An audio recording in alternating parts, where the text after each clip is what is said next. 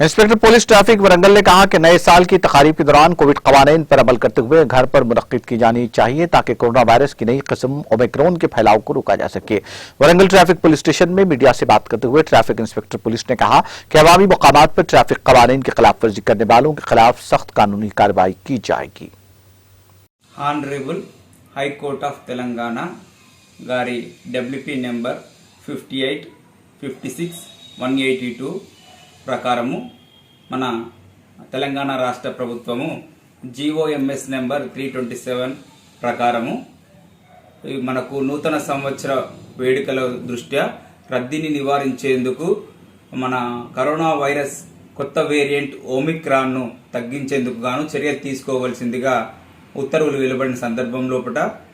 మనకు ఈ యొక్క ప్రదేశాల లోపట బహిరంగ ప్రదేశాల లోపట కానీ వేరే ప్రదేశాల లోపట కానీ వేడుకలు కానీ మనకు గౌరవ హైకోర్టు సూచనల మేరకు రాష్ట్ర ప్రభుత్వం వాటిని రద్దు చేయడం జరిగింది।